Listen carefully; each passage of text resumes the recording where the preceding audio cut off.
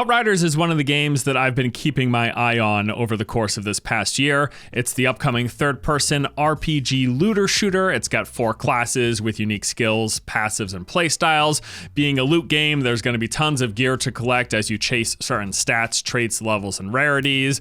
There's a big world that's segmented off into this different varieties of locations to explore. You'll have tons of different types of enemies, monsters, and bosses to fight. It's got a difficulty progression system via this world tier system, and there's character customization, a fully voiced story campaign, 3-player co-op. There's a lot of really cool things about this game that they've showcased and talked about. In a lot of ways, you could draw parallels to other popular RPG looter shooters like Warframe or Division or Destiny, for example. And one of the big things that they've been saying from the get-go with Outriders is that it's a complete experience. They say that this is not a live service game. It's not going to have elements like the season passes, and I also presume this means there's not going to be a ton of expansions. They're saying that when you buy Outriders, you will have the entirety of the game to play.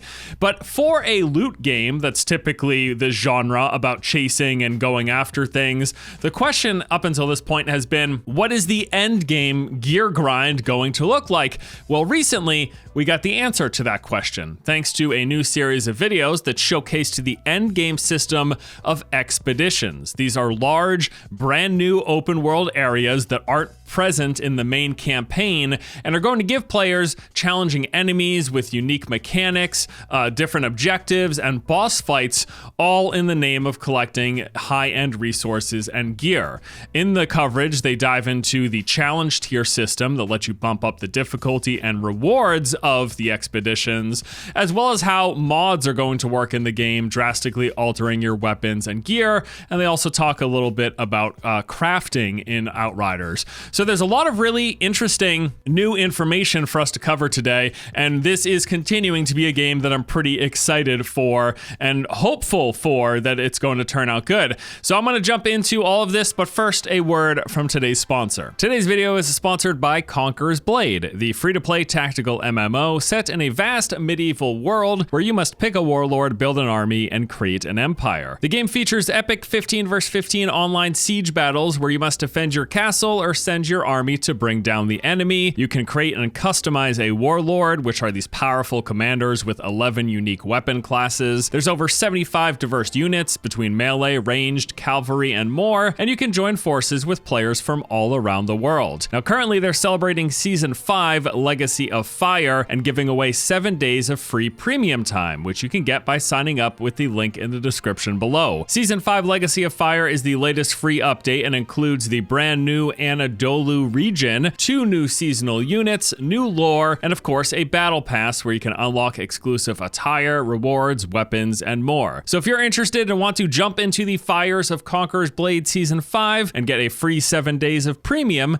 use the link below. All right, so let's start off by getting into a bulk of what you're interested in, which is the end game, specifically the expeditions. So they say that once you finish the main story campaign, these mysterious points of interest will begin popping up all around the world of Enoch that are going to present players with not only mysteries and new story to discover, but also challenges and obstacles and bosses that are going to reward you with these high-end resources used for more powerful gear. So you start off in the expeditions in this brand new camp location. There'll be a bunch of different vendors and things to interact with, but one of the things you'll be focused on is this new map station that points you to the brand new locations of these expeditions. You start off with a few unlocked, and then you continue to progress as you make your way through. All of this as well is brand new content. Nothing in Expeditions has been recycled from the main campaign, and I think that's a really good decision of them. We're not just repeating the same story missions on a harder difficulty. These are new things specific to the end game.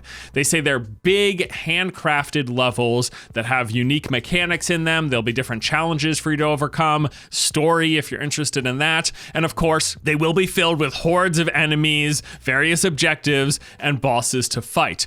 Now, unlike going through the main game and doing side quests, you actually won't be getting loot directly from enemies and expeditions. Instead, it's going to be one of those systems where you get showered with loot at the end of the expedition. Now, we can't talk about expeditions without mentioning the system within them, which is the challenge tiers. So every time you bump up a challenge tier, it's going to raise the enemy and and loot level simultaneously. Now, challenge tiers are also time-based, and the faster you clear these, the better your rewards are going to be. So the system is going to be all about climbing, trying to meet these time requirements as you go through these challenge tier versions of the expeditions, boosting it up, getting the higher tiers and getting better rewards and making your way through. As you progress through these tiers, you will be unlocking new locations. So you start off again with a few, and then eventually you can unlock 14 base locations until you finally get access to the final expedition location called the Eye of the Storm.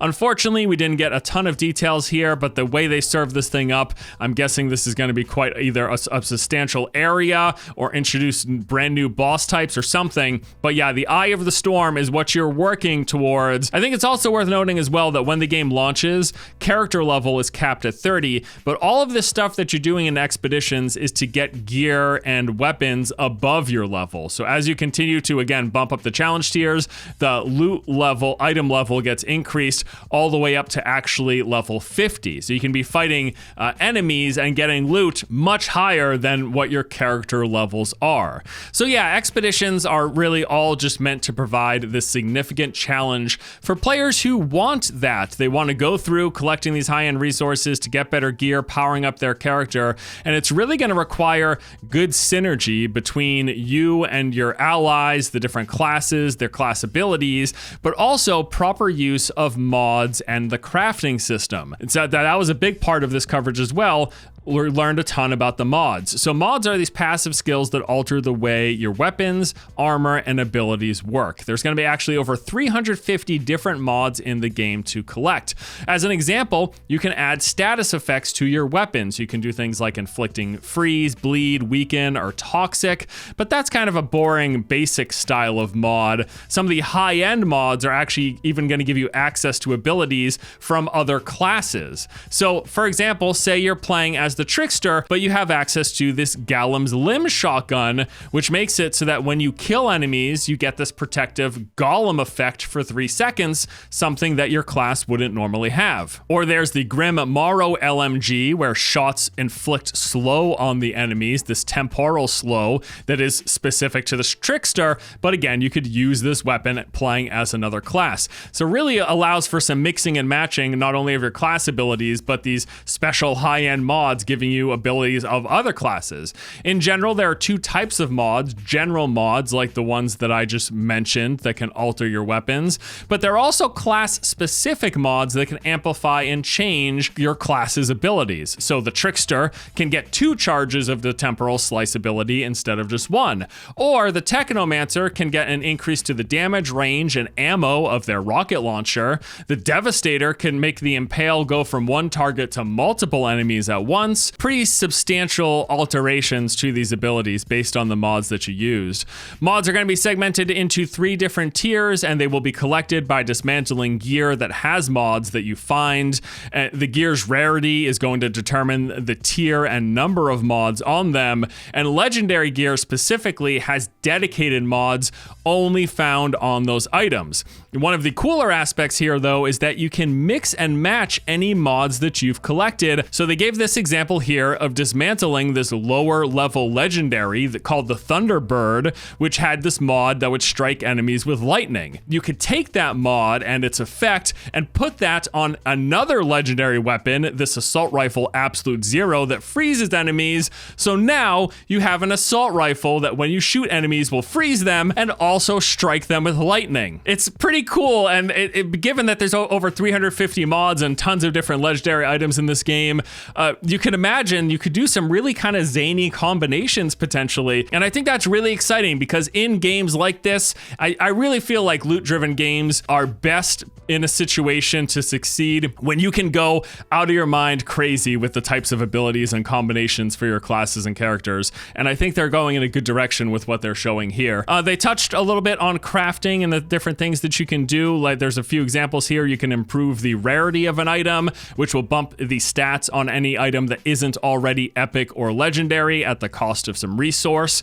You can swap an item's variant, which will alter the way your weapons fire. There was an example of like a semi-auto sniper rifle. And then, of course, you can level up items, which is as basic as it sounds, leveling it up to boost its firepower or armor value. So all of this combination, going through this endgame system and doing the mods and the various crafting, the game is really focused on giving you lots of options for tinkering with your character through the equipment, the mods, the weapons you find. But they also made note of the fact that you can respec your class for free at any time. They don't want players to feel locked into a specific build or play style. If you find a badass new weapon that it is tailored to a different tree of your class, you can just respec on the fly just like that. Again, I think this is another good decision on their part. So those are some of the bigger aspects of what was covered here. But there was also at the end of this video a little Q&A, and I want to touch on some of the more interesting things that they covered here. So they were asked if there's going to be crossplay, and they said yes, there will be crossplay between all PC and console platforms.